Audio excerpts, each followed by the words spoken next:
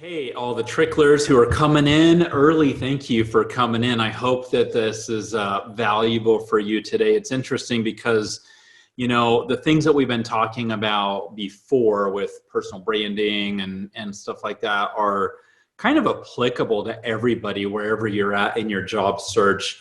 And the actual job search process or system that you come up with is usually only interesting to the person who's in the job search. So I appreciate that you're here today, and I want to share with you some things that I've learned in not just my job search, my big, massive failed job search that I'll talk about in a little bit, but also the things that I've learned since then. And I've traveled to, hundreds of job clubs and career centers.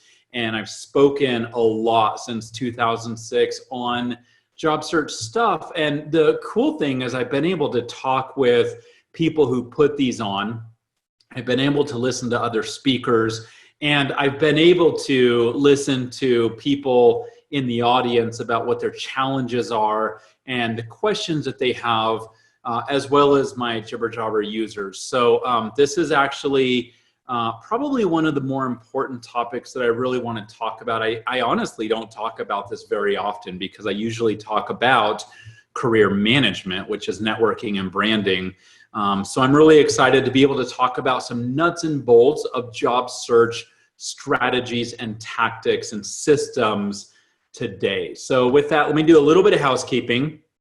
You can see on the screen down below by my picture, it says at Jason Alba. That's where I am on Twitter. So I tweet about things that are career and networking and job search related. And so if you're interested in this topic, then follow me on Twitter. Also, you should be able to see the slides and switch over to me. And for the most part, after the first few slides, I'm not going to rely on the slides. It's mostly going to be me, but that's up to you. You can switch back and forth. And then also there's a Q&A section in the Zoom call, and I watch that. I have it open right now on a different monitor.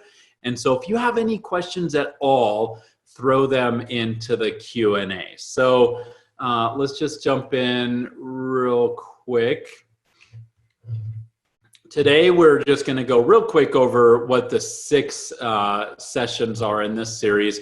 I'm going to share some relevant courses, and I'll talk about, really, I split this into 2 different areas. One is a job search foundation, like what are the foundational things that we should be doing in a job search system. And then we're going to talk about specific systems and kind of go deeper into the concept of developing a system that works for you. I should say, I was going to say this a lot later, but I'll share with you 3 or 4 different systems. I am an eclectic person. So what I'll do, for example, when I'm making a recipe, is I will print off like 5 or 6 recipes of the same thing, and I'll compare them and I'll contrast them, and then I'll pick my favorite things from each of those recipes. Some of these systems might work perfectly for you the way they are, but I think it's important that depending on what time you have to be able to put into the system, how much runway you have before you really need to land your job, what your personal situation is, you might need to pick and choose from different systems and create your own system. And that's totally cool. That's how I cook. That's how I do a lot of things. And I think you can create a job search system that works really well for you. All right. So remember, if you haven't been on any of these before, you can go to jibberjobber.com/PS for Pluralsight. And you can download the slides from each of these sessions. Today is the 3rd session. And you can see links to the courses that I talk about and links to any blog posts that might be relevant to the conversation. So jibberjobber.com, which is my website, it's a job search CRM/PS for Pluralsight. Okay, so last week on Monday, we talked about job search interviews, and Tuesday we talked about personal branding, one of my favorite topics, because when I started out my job search, I had no network and I had no brand, and I kind of didn't think it mattered because I had done all the right things for my job security. Job security, remember that? That's a phrase we used to use in the 1900s. It actually meant something back in the 1900s. Doesn't really mean a whole lot today. Today we're going to talk about job search processes and systems. And then tomorrow we'll talk about networking. And I'll share what I think is a secret or a silver bullet for networking. We'll talk about that a little bit today because it is part of a system. And then next week, we'll talk about onboarding yourself into your next job and not just relying on whatever the HR onboarding process is. And we'll finish out this career series with a conversation about finances. And I'm really excited about that because I'm very, very interested in finances. And hey, if it wasn't for finances, would any of us go get a job, right? At least the way that we do it. All right, so let me, let me go into the relevant courses. So the first one and the most applicable, I think, because this is directly applicable to what we're talking about today, is a course called Designing a Killer Job Search Strategy. And I did that in 2014. And once again, in that course, I talk about multiple strategies that you can actually pick and choose different components from. Informational interviews. This is what I call networking on steroids. Also the job search silver bullet. I actually created a program. It's called, I think it's at jobsearchprogram.com. It's not free, but it is an entire system. It's a 6-week program where I guide you through an informational interview system. You can go get that if you want to. I think it's a great program. I created it. But from Pluralsight, you can actually get the course Informational Interviews, which I actually just updated. You can get it for free. There's a little button that says start your 10-day trial, and you can watch that for free. All right. I also did one called Resumes and Self-Marketing for Software Developers. And this is definitely related. In this whole series, I don't go into resumes, but this course, and there are a few other courses in Pluralsight on resumes that go into resumes and should help you with any resume questions that you have. Nate Taylor did a course called One Size Does Not Fit All, Find the Job You Want. And so he goes into various tactics and techniques on job seeking. And then the last one, I actually mentioned this last week, and I'm trying to not overlap courses that I recommend, but this really is a course that I think is highly applicable for today. It's Careers in IT, How to Get Your First Job by Amber Israelson. So with that, let's jump over to the foundation. So I'm going to start with my story, and it's kind of a sad story. I didn't think it was going to be a sad story. So I did a whole bunch of things in my job search to, like I said, have job security. So I went to school. I got a technical degree. It wasn't in programming, but it was in information systems. This is where I found a love for databases, database design, normalization. I learned about SQL and queries and all that stuff. And I really fell in love with information technology and creating systems. And so I say that because I didn't have a marketing degree.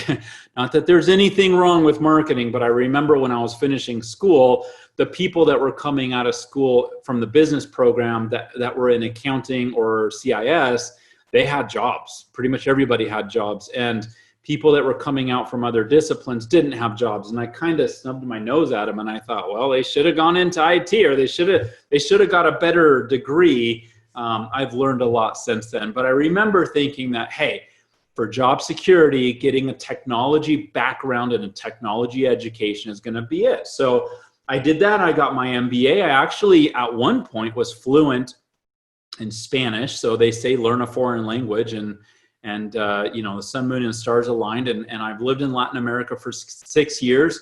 I got to the point where I actually lost my accent and was really, really proficient in Spanish, but I haven't practiced for a long time. So I can have a conversation with you, but it's kind of embarrassing for me to speak too much like a gringo. I improved my technical skills, and I did programming, and I did a whole bunch of different things in the IT space. I became an IT manager, and then I earned some what I think were pretty big titles, some really cool titles, and I beefed up my resume And so I was doing all the right things. And I think some of you on this call today, especially if you're in a job search and you're not getting anywhere, you're thinking, hey, wait a minute. I did what they said I was supposed to do.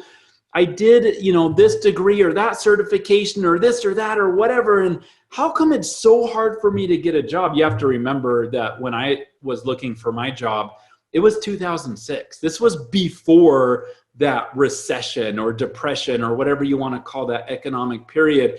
And I remember I had people coming to me saying, man, you're hot stuff, man. Like, they look at my resume and they say, anybody would be lucky to have you. You're not going to be in a job search for long. And, I'm thinking, well, of course, because I worked my tail off and I was very strategic about how I was going to prepare for the future of my career. And I did not understand that all of the stuff that I had done in the past, it had some value, but as far as finding my next job and creating what I call not job security, but income security, as far as creating income security, I needed to kind of shift gears and get on a whole nother track, because that the idea of education and certifications and all that stuff, been there, done that, got the t-shirt. Now I needed to get really serious about this career stuff and staying employed, being employable. If I'm one of the ones getting interviewed, I want it to be the right choice, right? And so that's what we're going to talk about today. So, but during this time I was stuck. I was getting depressed. I'm not a depressed person. I didn't realize that I was getting depressed, but I was, and it was painful. And it was not fun at all. And the interesting thing is, when I was getting depressed, I actually was way ineffective in my networking, and anything else that I was trying to do. Is very ineffective as someone who is just kind of like Eeyore, from Winnie the Pooh. I'm not saying I was that bad, but I know there was communication that I had where I didn't sound confident, and that had an impact on the result of my networking and stuff like that. I also felt like I was spinning wheels. I remember one time I was laying in bed in the morning and I was like, great, I get to get up again and do the same stuff I did yesterday, and none of it matters. Like, I'm not getting anywhere. I remember I got to the point where I started begging my way into interviews, and I thought that a lot of people would be coming to me for interviews, and, oh, Jason, please come. We've seen from your resume how amazing you are, and so please come and let's, we pretty much know we want to hire you, but this is just a formality. That's what I thought was going to happen, and it didn't happen, and it was really quite discouraging. So I actually finally started getting an interview here and an interview there, and then I got called in for a second interview and a third interview, and I just never made it past that. I'm not saying that I had a ton of interviews, but when I did get an interview, I would go to the second or the third, but I would never get the offer, and it was so frustrating and it was so discouraging. And I thought, okay, this is a system, this is a process. I need to pause. I need to analyze the system. I need to break it down in the different components and figure out where I'm not having success. And I'll actually tell you something. I don't know why I kept it a secret for a long time, but this is one of the most impactful learning points that I had in my job search. And I'll leave the concept of this as one of my 3 homework points at the end. One of the biggest problems that I had in my job search was that I was not getting interviews. Okay, so there were awesome companies and there was the exact job that I should have been hired for, or at least interviewed for, and it wasn't happening. And I did not understand this until later, until I actually kind of quit the job search and started Jibber Jobber as an entrepreneur. But one day it just hit me, the epiphany hit me, that the problem I had was my resume wasn't anywhere close to the jobs that I was applying to. So I was applying to project manager, business analyst, product manager, And my last job had been a general manager, managing IT, an IT shop, networking and stuff, and then also a development shop. And so I was looking for manager jobs, but I knew I didn't have enough experience and time as a general manager. So I was going for business analyst, product manager, project manager. But here's the thing. My resume, I was so proud of it. Like I worked on this, right? I spent the last few minutes telling you how much I worked on my background and the titles and all these things that I did. And I was really proud of the things that I had accomplished. And so what I did was I kept my resume as, I was a general manager. My last role was general manager, and here's the things I did. And I think people looked at that and they thought, why is a general manager applying for this business analyst role or this project manager role? The product manager job would have been perfect, but that was still such an early role back in 2006 that I think people just didn't even know what they were looking for. The thing that I learned was that you've heard the phrase customize your resume, right? You need to figure out what your job description is, the job description you're applying for, and then have your resume match that as well as you can. Well, the other part of customizing your resume that I didn't understand very well was that what I should have done is kind of dumb down my resume. I should have removed a VP role and a CIO role and a general manager role. I should have taken those off of my resume. I'm not telling you to lie, and that wouldn't have been lying. I could have just put manager, right? So anyways, what happened was people would look at my resume and they would say, okay, this guy looks pretty sharp, but we're hiring for a business analyst, and this is not a business analyst guy. This is someone who should be running a department or something like that. And once again, my ego got in the way. I was really proud of what I had accomplished, but it was keeping me out of interviews, which was really, really frustrating. Okay. So some of the mistakes that I made, I had assumptions about how to do a job search. This wasn't the 1900s, but it was early 2000s. And I didn't scour the wanted pages with a red marker and circle all the, like you've seen in the old movies when someone's in a job search and they'll take a red pen and they'll circle jobs from the newspaper. I didn't do that, but I wasn't far from that. I was along the lines, or my job search strategy was along the lines of find openings, apply for them, and while I was waiting to hear back, I would find more and apply for more. And hopefully, eventually, I would get an interview. This is what you call the numbers game. And I've heard a lot of people over the years say the job search is a numbers game. Well, I'll tell you something. I agree that it's a numbers game.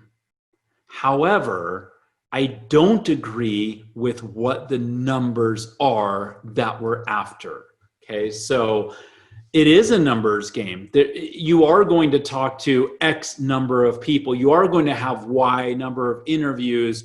You are going to be in Z number of negotiations, right?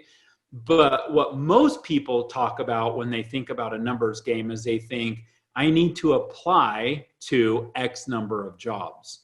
Or back in the olden days, you would actually send a resume out. And so people would say, I need to send out Y number of resumes. And I actually have read, even just a few years ago, I remember reading a blog post where somebody said, I sent out over 2,000 resumes.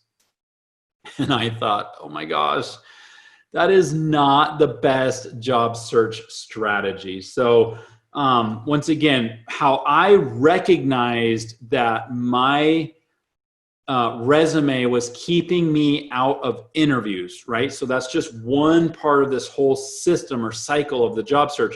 I finally figured out what my main problem was, okay?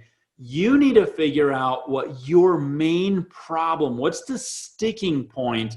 Where are you failing, your points of failure? What's your main point of failure in your job search? And then figure out how to address that.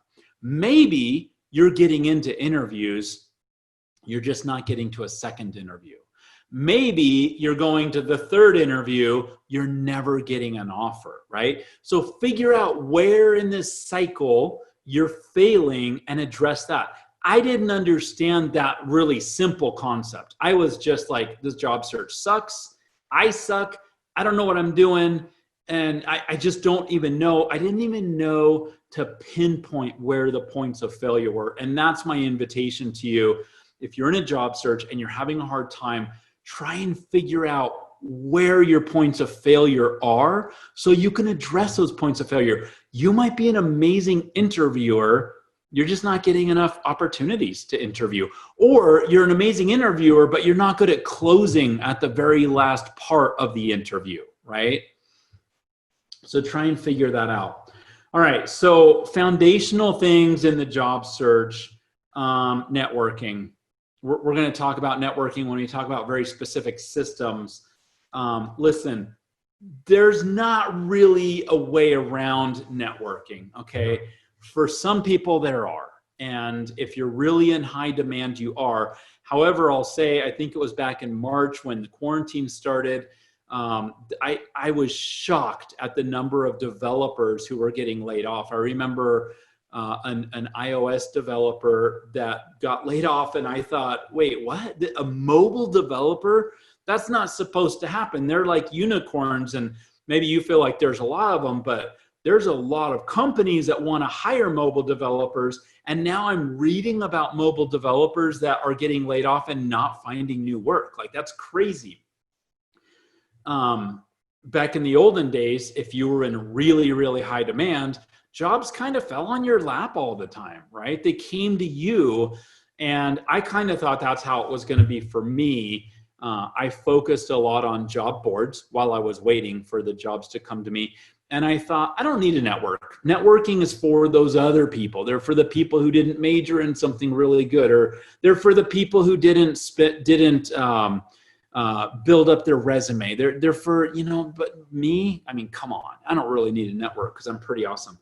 I think you can tell now in the last 22 minutes that I definitely felt very highly about myself.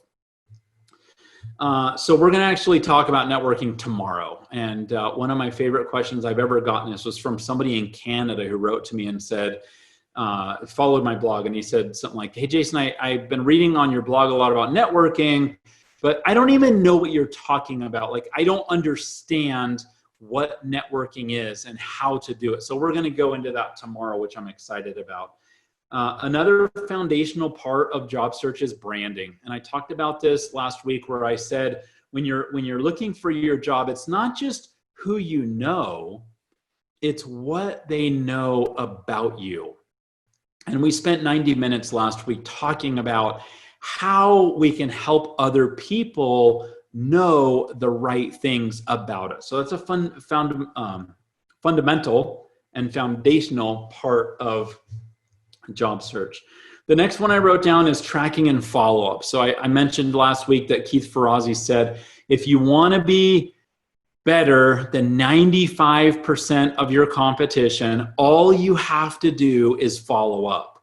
And I found that it's really hard to follow up unless you have a good tracking system. And once again, that's exactly what Jibber Jobber is. I created Jibber Jobber to replace the job search spreadsheet. Job search spreadsheet, first week or two of job search, great. It's a wonderful tool.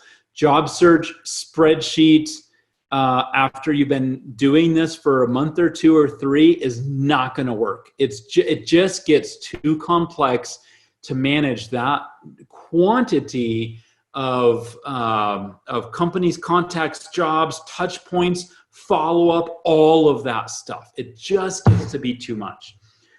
So Jibber Jobber is a CRM for job seekers. There's probably half a dozen other CRMs for job seekers if you don't like Jibber Jobber, or you can jump on Salesforce or whatever CRM you like. But I found that a CRM is going to be more effective in this very complex process of managing all of the data that's coming in at you as a job seeker, as opposed to a spreadsheet. All right, so the next fundamental concept is finding. How do you find? where do you find? I remember in the early days of Jibber Jobber, when I was blogging a lot and networking with recruiters, one of the earliest things I learned, it was a workshop that I went to where they said that 14% of jobs are found through job boards. Let's say, just to pick a number out, let's say 60% are found through networking. And I was like, okay, well, I'm not going to find one through networking because I don't need to. The point from the seminar was, if 14% of jobs are found through job boards, why are we spending like 80 or 90% of our time on job boards? Shouldn't we spend the amount of time on whatever tactic that's proportional to the success of that tactic? So they were saying, hey, if 60% of jobs are found through networking, spend 60% of your time on networking and only 14% of your time on job boards. My whole thing is, as far as a fundamental or foundation, is we have to find opportunities. Okay, the last fundamental thing that I'll talk about, a foundational thing, is match. And I talked about this a little bit earlier with my resume and that being my problem. We need to match who we are and what our marketing is, what our written marketing, cover letters, resumes, CVs, LinkedIn profiles, stuff like that, and our verbal marketing, how we communicate in networking situations, how we talk on the phone, how we answer questions in interviews. We need to match that marketing to the jobs that we're going after, right? And that was my main problem with my resume back in 2006. All right, so here's the cycle of the job search. You have, and this is a cycle. So you find something, you market yourself, which is your resume and your conversations and your interviews and all that stuff. You follow up with that. Please follow up.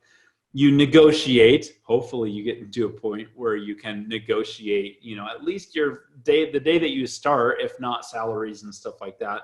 You accept your offer, and whether that happens or not, that continues in a find, market, follow up, negotiate, accept, find, market, and you just continue. I remember talking to a friend of mine at lunch one day, and he was running a company. He wasn't an owner, but he was a CEO. And he's like, yeah, I get these monster alerts from monster.com. And I was like, wait, what? Why are you getting alerts? Are you in the job search right now? And he said, no, but I'm always looking.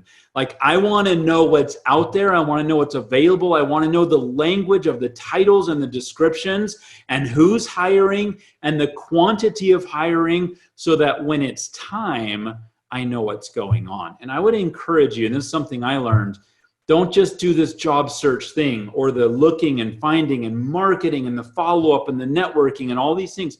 Don't just do this when you're in the job search. This becomes a part of our career management.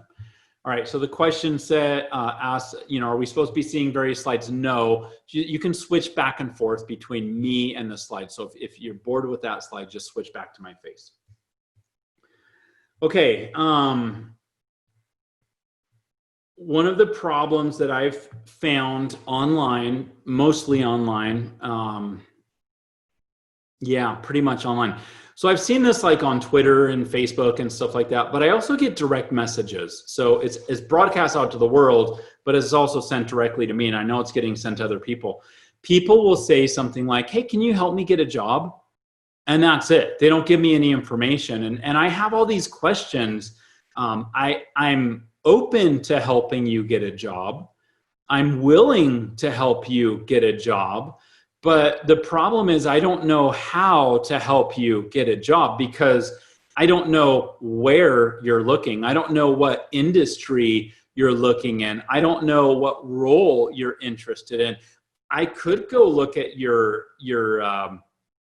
LinkedIn profile or whatever I can go find. But just because you put something on LinkedIn doesn't necessarily mean you're looking for that. When I was doing LinkedIn profile critiques, I remember doing something for somebody who was an owner of a company and very proficient in sales. And as we were going through his profile, I thought, man, this guy's an awesome sales professional and gets ownership, vested in his company and stuff like that. But as we were talking like 15 or 20 minutes in, he's like, I hate sales. And I thought, why? Your whole messaging is about sales. And so if you ask me, hey, can you help me find a job or what it's, any version of that, I need more information. I need to know what it is that you are looking for and where you're looking. I have contacts locally and I have contacts in my industry, but I don't even know if you're interested in my local geography or my industry. I need more and better information. I'm going to give you an idea on how to help people help you better. Okay, a couple other concepts, and then we're going to jump into the systems. Sometimes people talk about looking for a job, and a lot of career experts say, no. You need to stop thinking about looking for a job or a job opening, and you need to start thinking about how can you create an opportunity. So one of my friends, Dave Perry, wrote the book Guerrilla Marketing for Job Hunters, and he talks about identifying and creating opportunities in a company even when the company hadn't identified those opportunities, right? And so now, instead of reactively looking for openings that are already out there, we're going into organizations. We're learning about what their challenges are. We're learning about the resources that they have or don't have. And we're identifying opportunities that, hey, what a coincidence, we could come in and help you with. Does that make sense? So I think the key part to that is that instead of sitting behind your screen looking at openings on a job board, you're figuring out how to go into organizations and learn and listen and observe and see what's going on, right? And I'm not saying that you have to go in the office and you have to be in their meeting rooms and it has to be very formal. It could be as simple as going out to lunch with somebody on the team that you want to work with and just having a conversation and asking questions about what's going on. And of course, you're not digging for confidential information, but the more you do this, the more you're going to learn about what this company is doing and what that company is doing and the other company is doing. And you might find some opportunities that you can create a role in organizations. All right, last thing that I want to talk about real quick, going back to the numbers game. When I talked about finding and interviews and follow-up and all that stuff, as opposed to how many resumes do I send out or how many jobs do I apply for, I am fine with this being a numbers game. I am concerned that too often the numbers that we're after are the wrong numbers. And the analogy that I have is that you go down a rabbit hole and you got blinders on, you can't see anything else because you're inside this hole and you're focused on those numbers when you really should pull out and look around and determine whether you're in the right hole or not. Are you focusing and working on the right numbers? And most of the job seekers that I see are not. They're like, well, I sent out this many resumes or I applied that many times online. And I'm thinking, yeah, so did the rest of the world, right? So there's this idea of the hidden job market, which I talked about last week. And the whole idea is that it's not posted online, but you hear about it from somebody in the company that knows about an opening that nobody else knows about. And hopefully they know about you and they know the right things about you so they can connect opportunity with what you have and have a good match. Okay.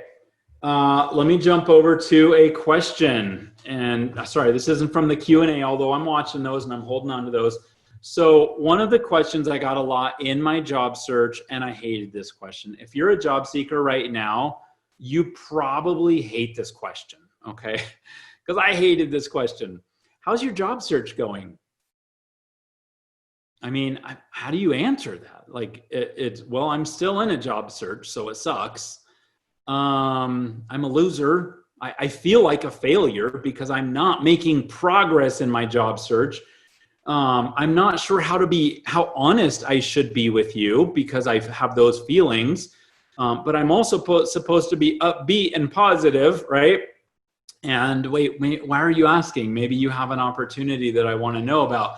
So this is just a yucky question that I just don't like. And I never figured out how to answer the question.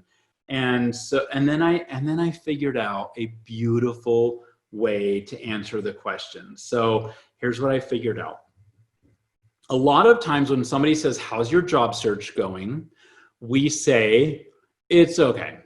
It's all right. Fine. Great. Like those are the most common responses that I hear.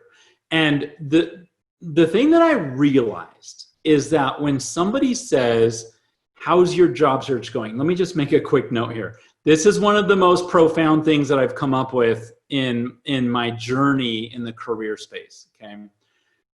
People want to help you. When they say, how's your job search going? They're asking, how can I help you in your job search? And when we say, great, okay, fine, whatever, we're not helping them help us in our job search, right? So what I did was I transformed the question from how's your job search going, which is what they'll ask. But in my mind, I switched it to how can I help you in your job search? This is a profound idea that you need to do in your mind. You need to make that interpretation to how can I help you in your job search? And then you need to answer that question, okay? So there's three parts to your response. This is a very short response. There's three parts to it, and I invite you to try this out because it's really a great response. The first part is answering the question they actually asked you, like how is it going? And I suggest that you don't say anything really negative. So, okay, great, fine, whatever. Those are all fine. The next part, the second part is where you say that you're having conversations or you want to have conversations or you're looking to have conversations or however you want to phrase that with certain people in your target companies. And then you say, do you know anyone who works at A, B, or C? This is such a great response because now you are helping them help you. Okay. How's your job search going? It's going okay. I actually am looking to talk to people who work at one of my target companies. Do you know anyone who works at eBay, American Express, or whatever your third target company is? Now note, you can change the names of your target company. Let's say you see someone once a week. You can change those names every week. You don't have to stick with them and be consistent. It's fine if you change them, okay? But the idea is that you're asking people who are saying, how can I help you, right? You're asking them for if they know people. And the third part is, can you introduce me? Oh yeah, I do know someone who works at eBay. I don't know what she does, but I know she works at eBay. Oh, great. Can you introduce me? I don't know if she's in the right department or if she's the right person, but I'd love to have an introduction and then I'll take it from there, right? And so I don't get ahead of myself because we're going to talk about this in a little bit. Eventually what I want to do is I want to have a conversation with that person. And they might be a receptionist, right? Which means what? They're not a hiring manager, maybe not an influencer.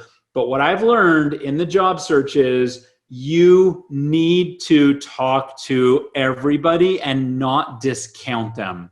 You can't go into someone and say, oh, they're just a receptionist. They have no value to me. You need to think of people as having value in your job search and being able to help you because they might be a receptionist who's in meetings most of the day with the person that you really need to talk to.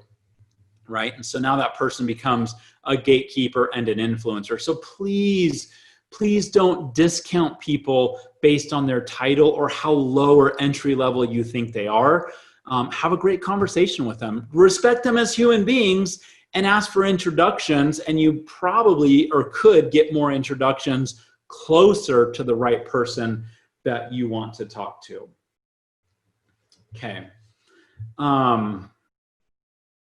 Let's jump in. Let me talk about two more things real quick. My job search was horrible. I told you that. But I started getting offers, even without interviews. No interviews, but offers. And it was really interesting how this happened. And I'm seeing this messaging on Twitter in the developer space a lot. Okay. So on Twitter, I'll see a lot of people who say things like, stop doing this, stop doing that. Don't think you need to go to CS, get a degree in CS, make stuff, finish projects, roll stuff out, right? That's one of the themes that I'm seeing from multiple people. So here's my story. When I was about 6 weeks into my job search and I was depressed, I was going nowhere, I started thinking about entrepreneurial ideas. And eventually that led to creating Jibber Jobber. And as I created Jibber Jobber, I hired a developer and I hired QA and I started doing marketing. And what I was doing was becoming pretty visible. And it was cool. It was exciting. I was getting momentum and I left my depression because I was doing stuff and I was getting results from that stuff. I wasn't getting results from job search, but I was getting results from people that were interested, like career centers and stuff like that. And then one day I get a phone call from a guy that I've been networking with. And he's like, hey, I'm starting up a new project and I need you on my team. I want to hire you. And I'm like, what? I can't even beg my way into interviews and you're offering me a job? I mean, are you sure you know who I am? And I didn't say all those things, but I was really perplexed. And then later on, there was a recruiter that I had been networking with, and he was bringing me opportunities. And this happened because they and other people were seeing results. And so the blog post that I need to write this down because I need a link to this on the download page. The blog post that I came up with, I called it Substantiate Yourself, which is like a $5 word for a very simple concept. The whole idea is you can talk about how great you are. You can talk about what you could do, have done, would do, all that other stuff. But once you start creating and building your portfolio, instead of your words being the most meaningful thing, or your LinkedIn profile, or your resume, or your CV, or your cover letter, or your interview, now, as a hiring manager or an influencer, I'm looking at your portfolio and I'm saying, oh, cool. They did this, they did this authentication program, or they did this e-commerce app, or they did a mobile app, or they did this, or they did that, or now I can start to see stuff. I'll tell you a funny story about my first job. This wasn't my first job, but it was like my first real big job. So anyways, I was an intern, I was a developer, and I was working on Cold Fusion, which literally was like in the 1900s. And this was a programming language, not the physics Cold Fusion. So I was working on Cold Fusion, developing, and I shared this oversized cubicle with the graphics designer. And the graphics designer was amazing, colorblind, and amazing. He'd actually sneak his dad into the office at night and say, okay, Dad, what color is that? And his dad would walk him through the colors. I found this out way later. It was really cool. So anyways, I made stuff functional. Remember, I like databases. So I did a lot of database driven apps, and they were really cool. I thought they were really cool. And my friend, my coworker, made them pretty. He made them really pretty. Well, fast forward a few months later, and there's a guy from a company down the road who wanted to hire somebody to do project work. And I was like, I'm absolutely interested in this. I've always been interested in side gigs and stuff like that. And so I go in and I interview and we talk, and I get permission from my boss. I say, can I bring this guy in and have him look at some of the stuff that we've done? And she said, yeah, absolutely, no big deal. So I brought this guy in, showed him some of my work. I had no idea how important and profound this was going to be. He looked at my beautiful websites. Remember, I didn't make them beautiful. My graphics person did. But he looked at these beautiful websites and he was sold. You know why? Because in his world, he wanted me to come in and do web stuff, create an intranet at first, and then I worked on extranet and e-commerce and other stuff. But he wanted me to come in and create an intranet. You want to know what they used internally? An AS400. They were on green screen. Now, don't get me wrong. green screen is amazing and it's super crazy functional. But what he saw in my work, which kind of wasn't even really my work, like I had the functional part of it, but I didn't make it beautiful. He saw internet. He saw white background. He saw cute logos. He saw colors that went well. He saw way more than black background and green text. When you do work and you publish projects and you make an app and it's in the app store, when you do these things, you are substantiating yourself.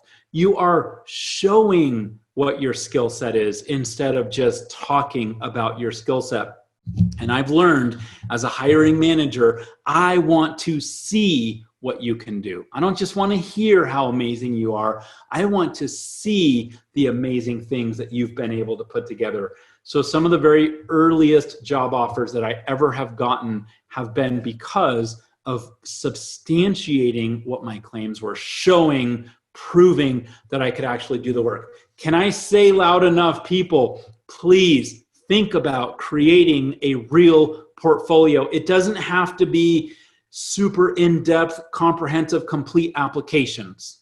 Okay, it doesn't have to be a huge website, but maybe a project that shows that you understand authentication. Maybe a project that shows that you understand API. Maybe a project that shows you understand front-end, back-end, database, whatever it is, show me that you know how to do this stuff. I might not be able to go into GitHub or wherever and see your stuff and understand the value of it, but if I tell my dev team to go check you out and see what you've been working on, I want them to come back and say, oh yeah, they're working on some way cool stuff and looks like they have a good knowledge of this and this and that, right? So please substantiate yourself. Last concept, and then we're going to actually go into the system. So there's 4 that we'll go into.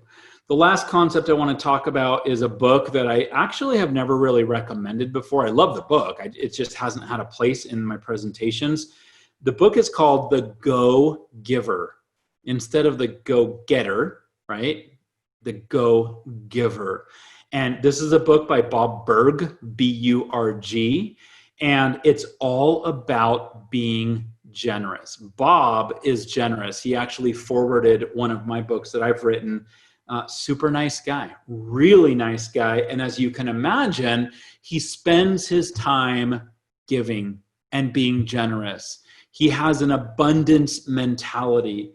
I found in my job search, when I went somewhere with the sole purpose of getting, receiving, and taking, I was in a very limited mindset and things didn't go very well. But when I flipped over to a mindset of giving and helping and sharing and opening up my network, that's when I started seeing some real significant things happen in my own job search. All right, let's talk about the systems. If you go back to the first course that I talked about, and I'll link to this on the jibberjobber.com/PS, I'll talk about your job search systems and your job search strategies. The first one I talk about is, I got it from a guy who wrote a book called 6 Weeks to Multiple Job Offers. His name is Michael Webb. He's on LinkedIn. He's a recruiter. I can't find his book anywhere anymore. I think he took it down. But this is a brilliant system. It's actually, for a long time, it was the best system that I ever found. I talk about it in that course, which you can have access to for free if you're not on Pluralsight. In that particular video at the bottom, I have a link to a WordPress blog from 2010, right? This was a long time ago, that somebody went through his program and kind of outlined what the components of the system are, but I'll just brush over that real quick. So in Michael's program, 6 weeks to multiple job offers, this is a month and a half, okay? It's exciting and it's scary at the same time. It's exciting because what I heard was you should plan on taking 1 month for every $10,000 of your salary. So if I'm going to make $60,000, I need to plan for 6 months in a job search. That's no fun, right?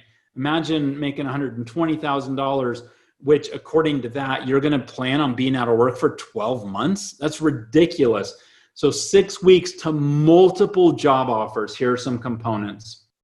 Number one, you pick up your phone every single day and you call people. So basically you would go out and get like 3x5 cards or 4x6 cards. I would do this in Jibber Jobber. Let's say you have a list of 100 people that you're going to contact. And so on Monday, you have these 20 people, and Tuesday, those 20 people, and Wednesday, the other 20 people, and Thursday, another 20.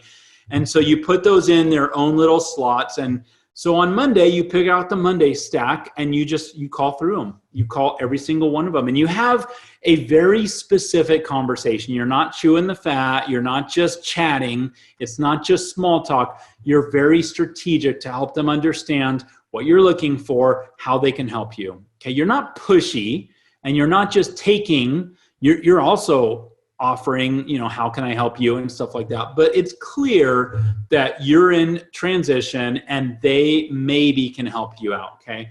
One of the goals of this program, the 6 weeks to multiple job offers, is to get introductions. So hopefully somebody that you call is like, oh, you need to talk to so-and-so, get an introduction, get them on the phone, and then make their own 4x6 card and put them somewhere in your call routine. Okay, so you start out maybe with 20 people each day, but eventually you're going to get to 25, 30, 35 people. And I'll tell you what, this program is brilliant. It's scary. And I called Michael one day and I said, dude, I love your program. It's the best program I've ever seen. I said, but not many people are going to do it, because most people are afraid of the phone. Job seekers feel like the phone weighs 500 pounds and they just can't pick it up because they're afraid that maybe the person on the other end is going to answer the phone. Okay. So you have to get over that fear. You have to figure out what your script is. You have to figure out what your purpose of your phone call is, and then just start dialing numbers and have those conversations. Now, you might have caught on to this, but the interesting thing about this program is you're calling the same people once a week. You're calling John, hey, John, here's where we're at. I talked to these people, talked to this company, here's a quick update. Do you have any contacts? This is an extremely proactive, but I think it is an amazing program. It's one of the best programs, like I said, that I've ever heard of.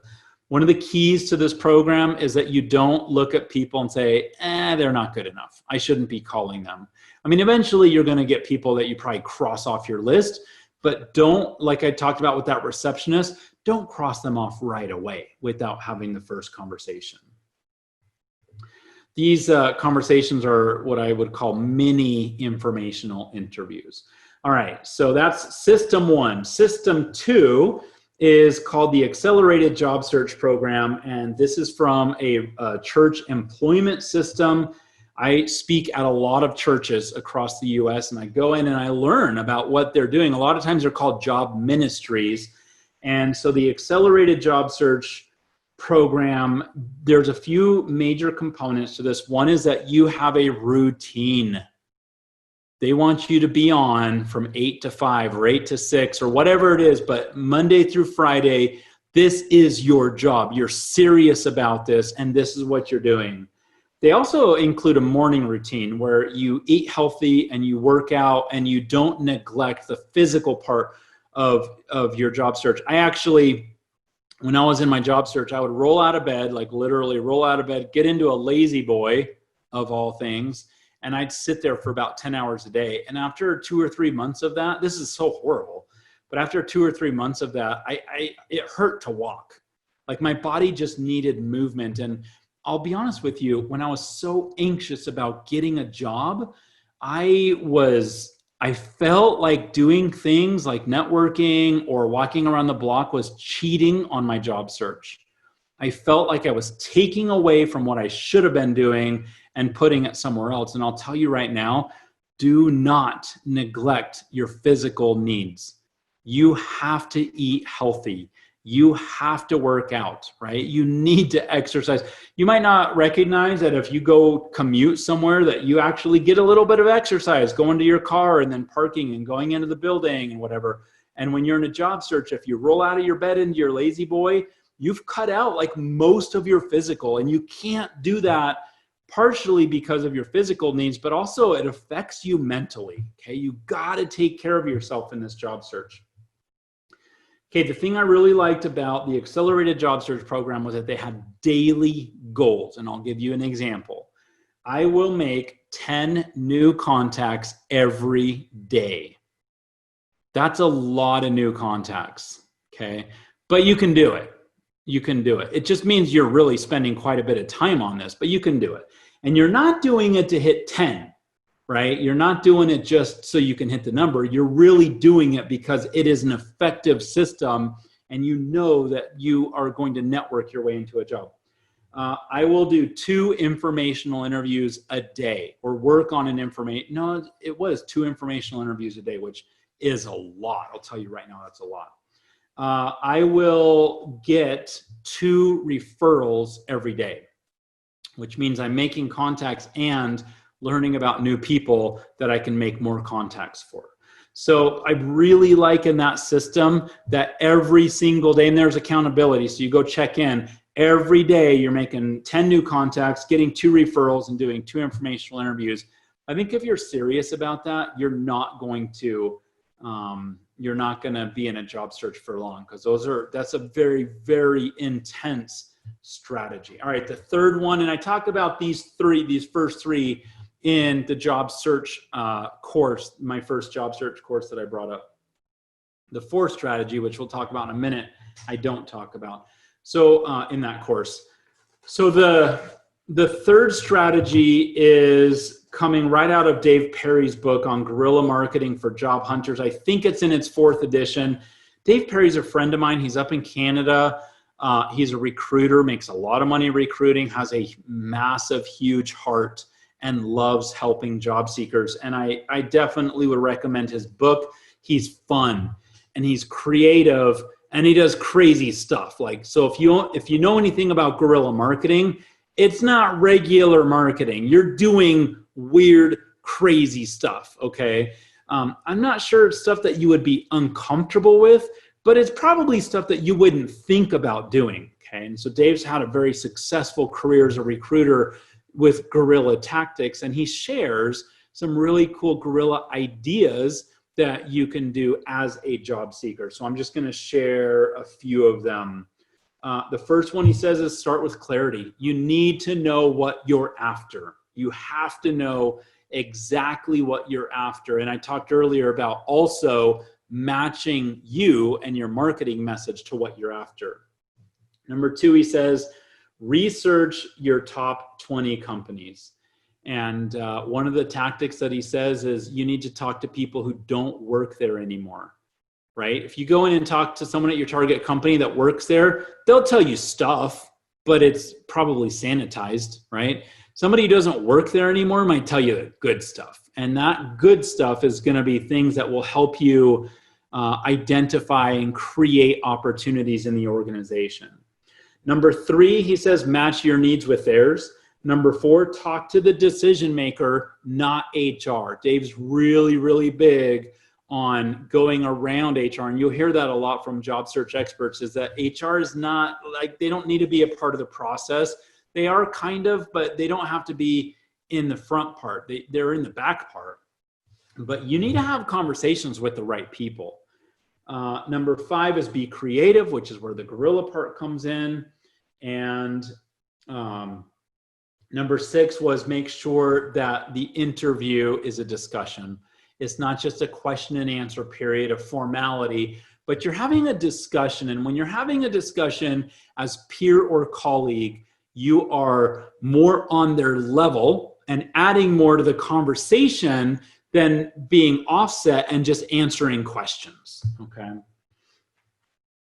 All right, the 4th strategy, and again, what I would do is I would take the best parts of each of these strategies or systems and put them together.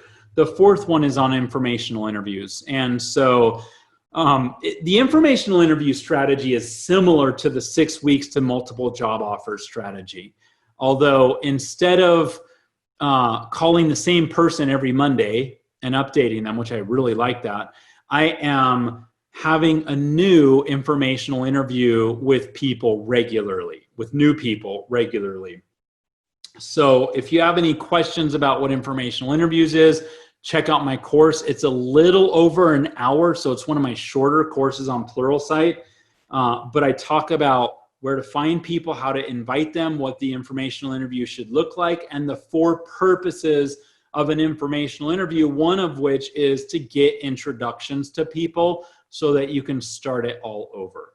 All right, so those are the 4 job search strategies. I talk about that in my strategy course on LinkedIn and the informational interview course. I'm going to jump over just to the last part of this real quick, and then we're going to go into questions. I see there's 7 questions right now. If anybody has open questions, if anybody else has questions, we got plenty of time, so throw your questions in. 2 things that one thing that I want to end with is you need to become an expert at following up. You need to become an expert at following up. I invite you, I implore you, I beg you to seriously make follow-up a part of who you are. People don't do it. They just don't. And there's different reasons, right? Maybe you wrote the person off and you're sure you know how they would answer, or you assume that you know what they would talk about, or you don't think the conversation went well and maybe it's just not even worth it, or maybe it's embarrassing. Whatever the reason is, people don't follow. One of the reasons is because it gets confusing. You know, who do I need to talk with, what, about when, and when did I talk with them? And it's just, you know, with your little spreadsheet that's getting upside down, it's just too hard to keep up on everything, which is a reason why I advocate for Jibber or some other CRM when you're in your job search. And so you have to follow up. And I want you to think about follow-up short term and be part of the 5% of people that follow up.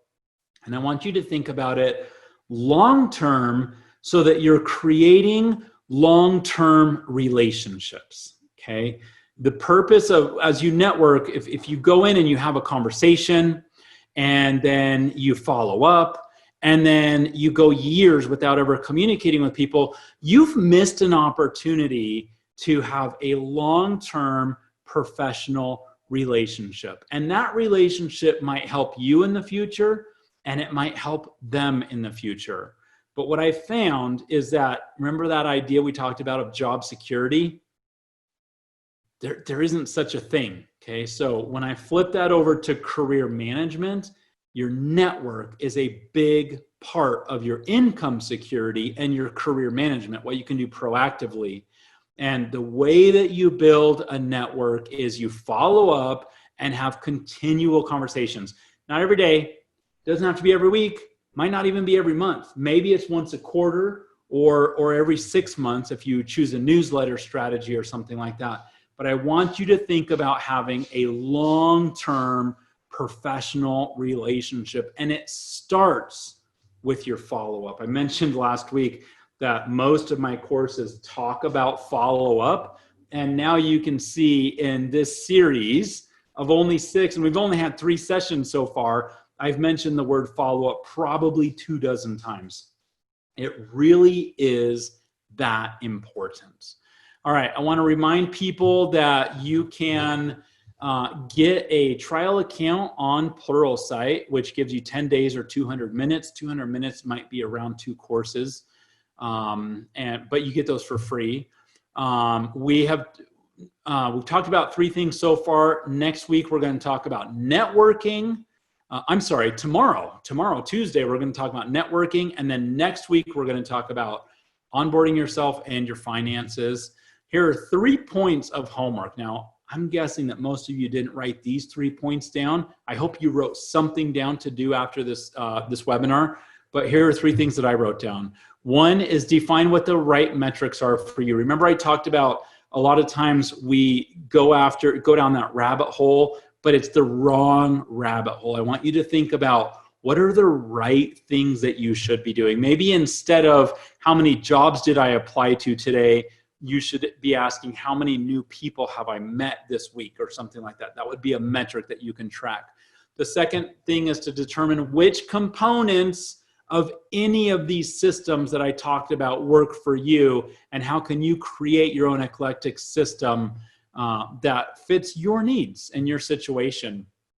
And then the third one is to identify where you're failing. Where are you not getting into interviews? Or are you not progressing in the interviews process? Or are you not getting offers? Where is it that you're having problems? Identify that, right? So the person who sent out 2,000 resumes, they should have stopped after like 200 or 300 and said, wait a minute, I'm sending out these resumes and getting zero feedback. Maybe the problem is here, okay? You don't need to go figure out how to do interviewing if you're not even getting into interviews, okay? Figure out what your problems are so you can focus on those problems. All right, with that, let me jump over to the questions. I see we got a bunch of questions in here, so I'm just gonna go right down the list.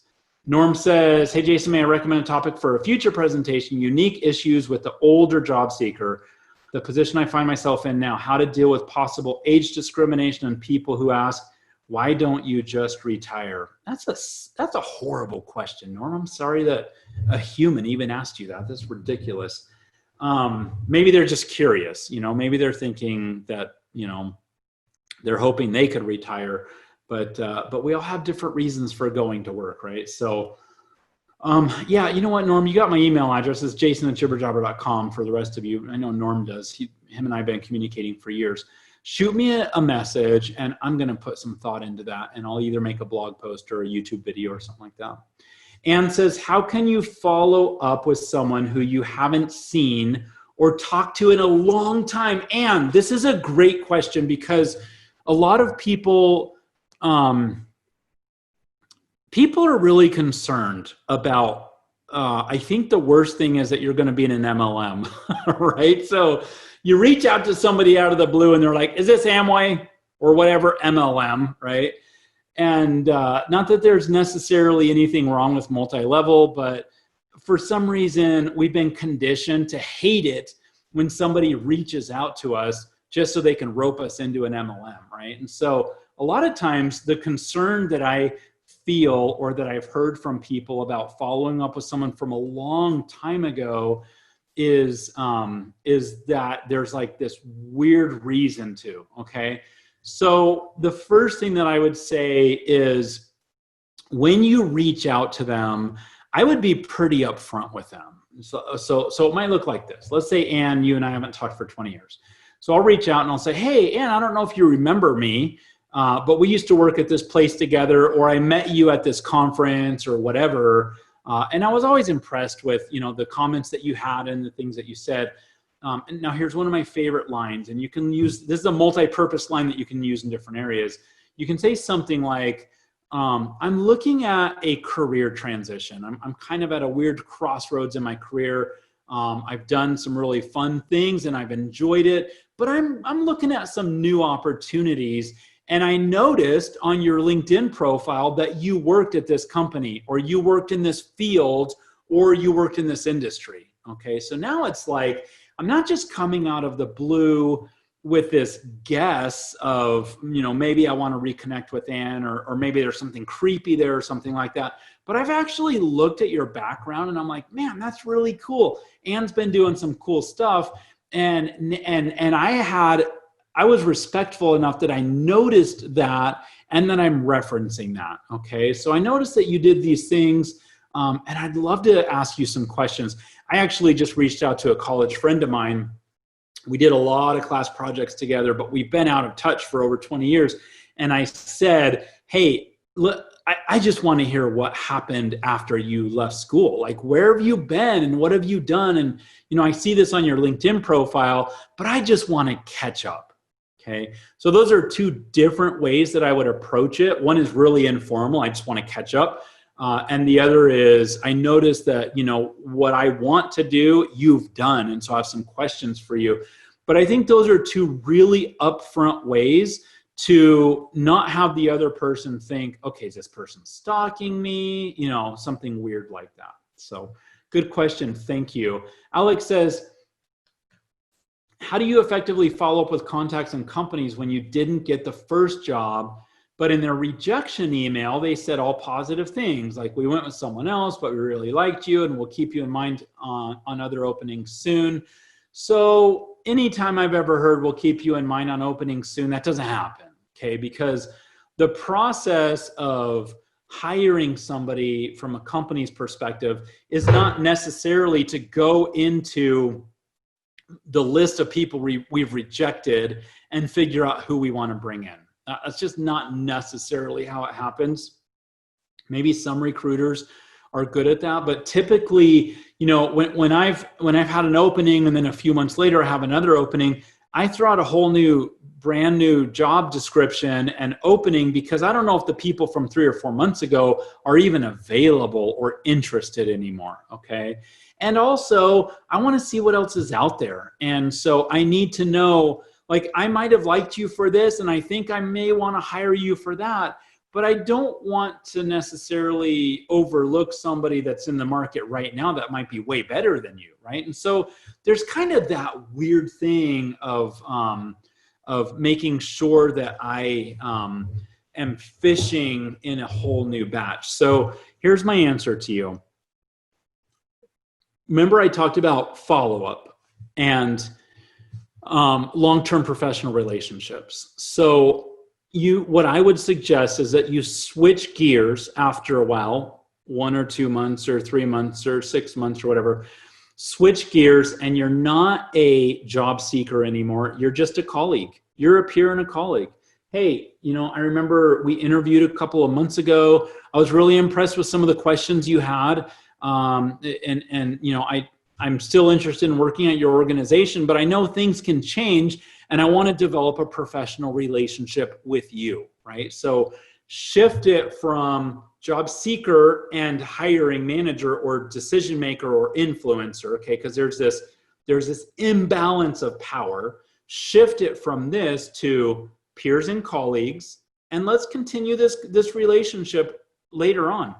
Folks, I've had interviews with people that were very big wigs in their organization, and years later, so we had this, right? Years later, something happens where I'm in a hiring position and they're down here, right?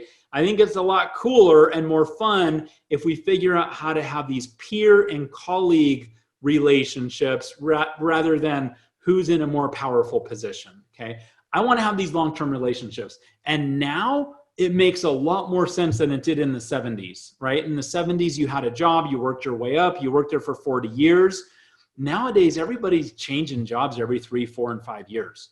You never know who was this that really should be this for the long term. Okay, Anonymous says, since everything will be on LinkedIn and most employers, recruiters almost always look at LinkedIn profile, is customizing resume even useful anymore? How do you customize your LinkedIn profile for each job? That's a good question.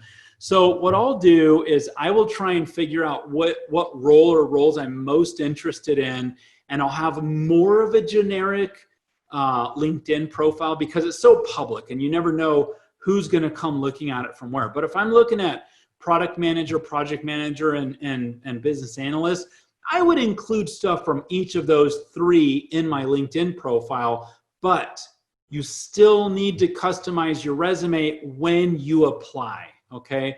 So, and I'm talking about when you apply with a resume. If you apply with your LinkedIn profile, then I wouldn't recommend that. But remember, and I talked about this last week, your profile and your resume is a forward-facing marketing document, okay? So don't have it just be a brag sheet of what you've done in the past, especially if it's not relevant to what you're looking for in the future. Okay, one more answer to that. You can actually put rich media or documents like Word documents or PDFs or whatever on your LinkedIn profile. So maybe what I would do is I would have a resume for product manager and a resume for project manager and a resume for business analyst, so that when somebody comes and looks at it, they could look at that and say, oh, that's kind of cool that he's like that broad. He has that breadth of passion, expertise, experience, interest, whatever. But also they can go just to the one that I'm looking for. So good question, Anonymous. Thank you. Tosin says, what are tips for junior developers with not a lot of work experience? How can you increase your chances of getting hired? Well, I'm going to, off the top of my head, I'm going to say two things. One, manage your expectations. Figure out what role you want and where you want it. And it might not be CTO, might not be senior developer. So don't shoot for the jobs that you really are unqualified for. Figure out where you can get those jobs and go for those. Like, focus on those ones. I think that'll increase your chance of getting hired. The other thing is you need to build your portfolio. Build your portfolio. This should be done with your off time, when you can create your own stuff that you're interested in and post it on your website or wherever you're going to put your own portfolio, GitHub, whatever. You need to do that. And I talked about that quite a bit a little while ago. I think that is going to help you stand out from juniors who don't have anything, okay, or at least anything to show. Your first job or your first jobs will become a part of your portfolio. I'm not saying that you're going to post your work from those jobs on GitHub. You might, but let's say you're not going to. But it becomes a part of your story. And one of the ways, I talked about this last Tuesday, one of the ways that you can capitalize on your current job is you can start writing about stuff that a developer would write about without breaking confidentialities or going into privacy issues or breaching security or anything like that.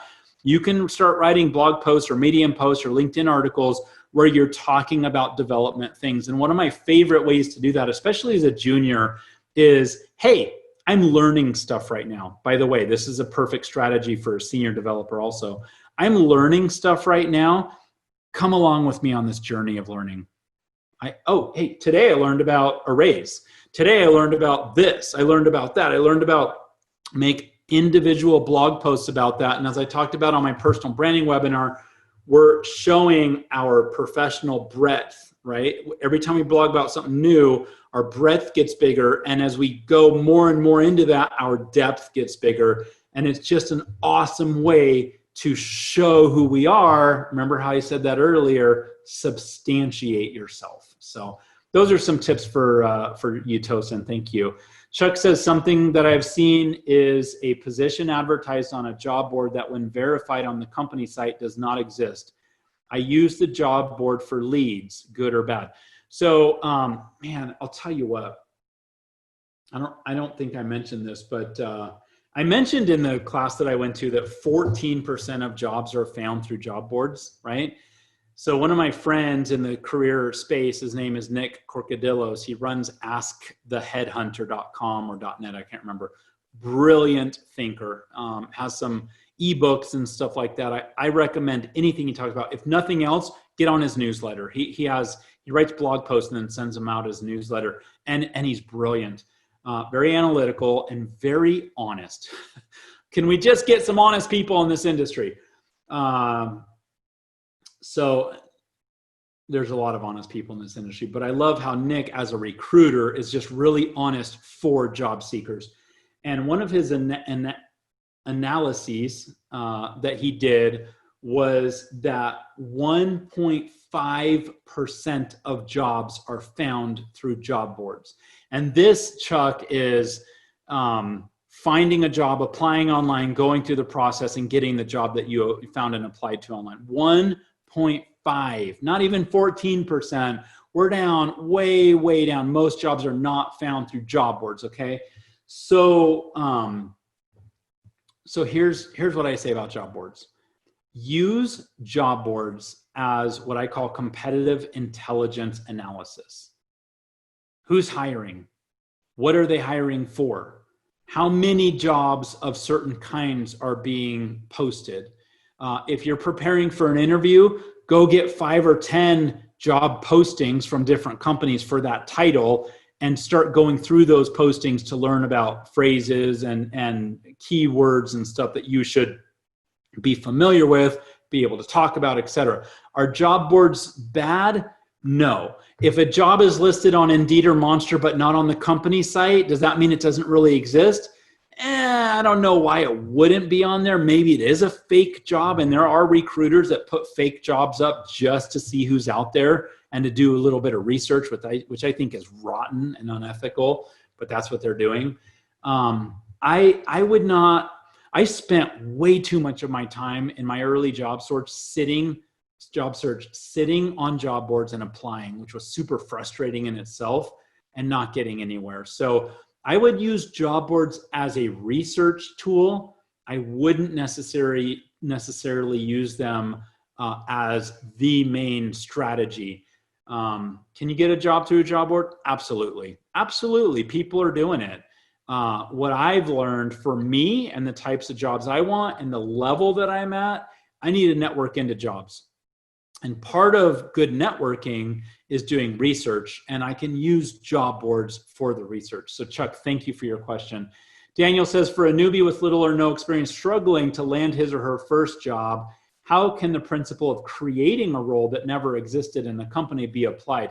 You know, maybe that's not the right strategy for you, Daniel. I'm just as the question before that we talked about, I'm going to suggest work on your portfolio. I think it's most important to work on your portfolio so you can show what you can do and expand your network. Okay, so when you have these network conversations and people are able to see what you can do, but during these conversations, you're saying things like, so what are your challenges? Like what's your company trying to do right now? What are some of the issues that you're facing, or what are some of the roles that you're trying to hire for, but you're finding it hard to find those positions?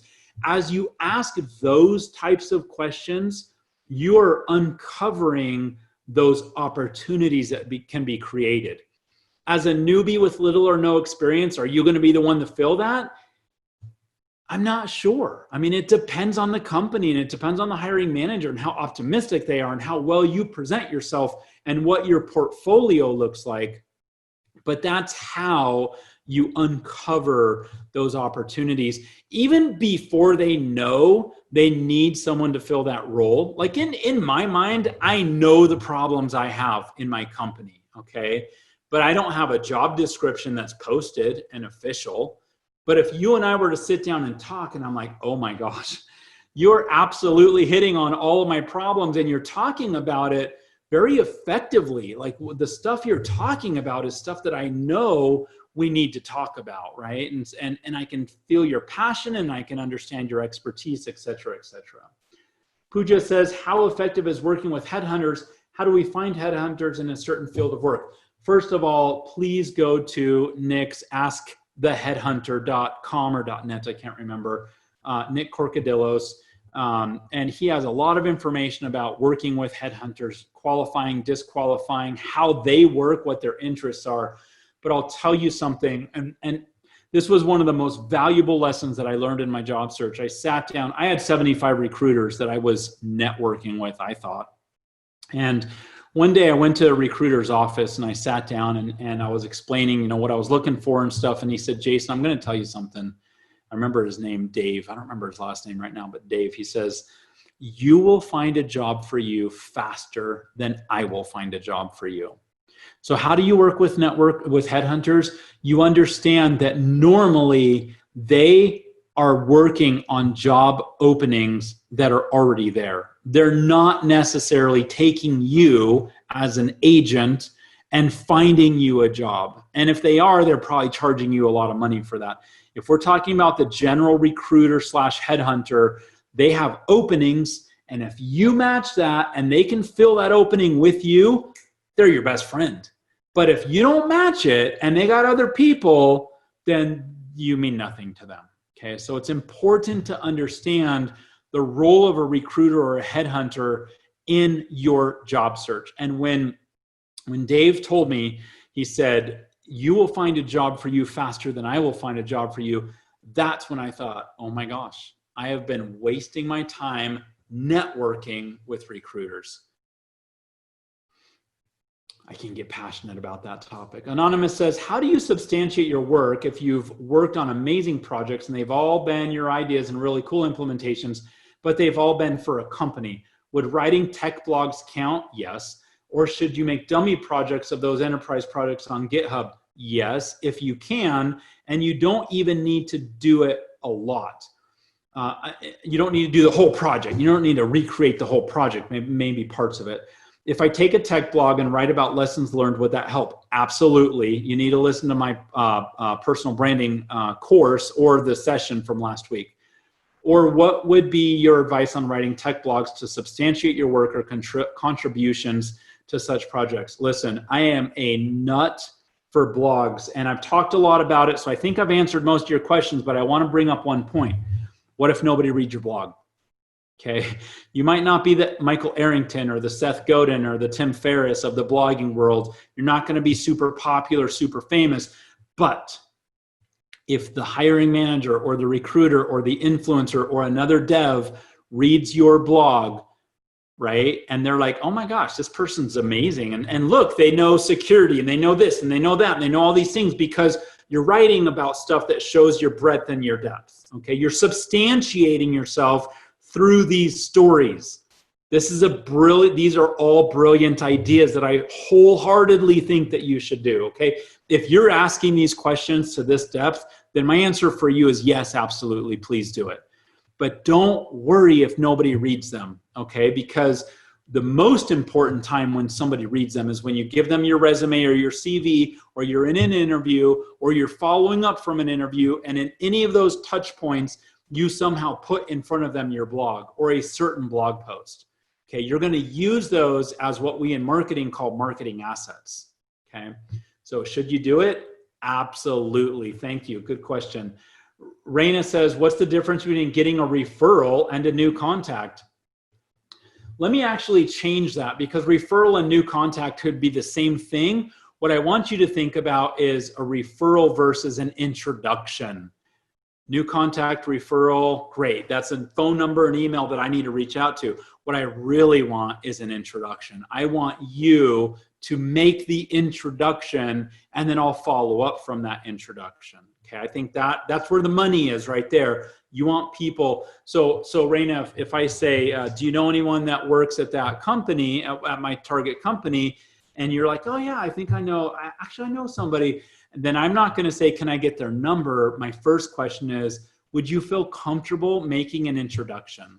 You want the introduction. So we're not talking about new contact and referral. We're talking about introduction versus everything else. Nadine says, is informational interviewing the same as situational interviewing? Informational interviewing is not. So I invite you, and you can do this at no cost with the 10-day free trial. Go watch my informational interview course on Pluralsight, or you can go, I'll post at jibberjabber.com/PS. I'll post links about informational interviews. Anne says, how do you become an expert on follow-up? What channels can you follow up with? Is texting a good follow-up? Texting is a good follow-up if that's how you've been communicating, okay? Otherwise, I wouldn't recommend it. How do you become an expert? It's the same way you become an expert on everything else. You just do it. You just practice. And sometimes you're going to mess it up.